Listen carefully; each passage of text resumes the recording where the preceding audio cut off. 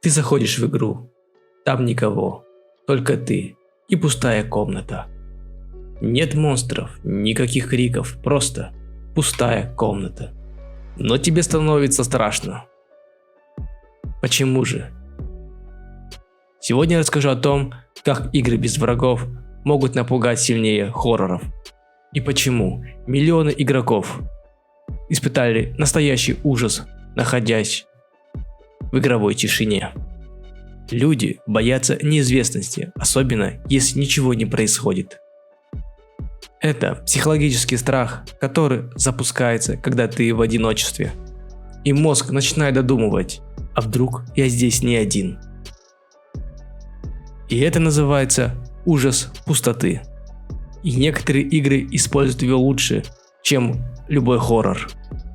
Ты застрял в офисе, желтые стены и жужжание ламп. Кажется, ты здесь не один, но каждые 10 минут ты хочешь оглянуться, вдруг ты здесь не один. The Backrooms – это игра, где ничего не происходит. И именно это пугает. Миллионы игроков зашли туда и больше не прошли и 10 минут. Это игра 1998 года. LSD Dream Emulator, где нет ни цели, ни врагов. Ты просто ходишь. Мир меняется, становится странным. Сначала все красиво, но потом становится жутко. Ты не понимаешь, откуда эта тревога. Но через 20 минут ты выходишь с игры, а тебе плохо. Это не хоррор, это что-то нечто большее и подавляющее. Как это все работает на мозге? Когда ты в игре, где ничего не происходит, твой мозг начинает искать угрозу. Это эффект пустого страха, когда ты сидишь один дома и слышишь различные звуки.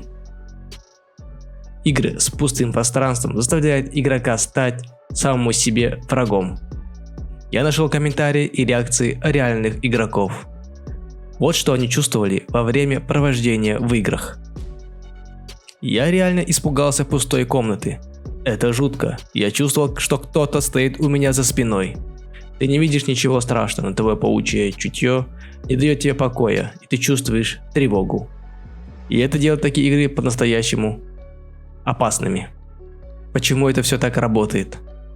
Психологи объясняют это через эффект Lumency Spaces, переходных пространств, которые вызывают ностальгию и тревогу. Ты видел такие места в школах, больницах или в одном из моментов детства. Когда ты их видишь в игре, ты возвращаешься в прошлое, и мозг включает тревогу, даже если все тихо. Игры не обязательно должны пугать монстрами.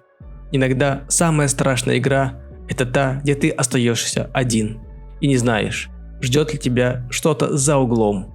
Ты когда-нибудь играл в такую игру? Напиши это в комментариях и подписывайся. И никогда не недооценивай тишину. Пустота – это не конец. Это всего лишь начало.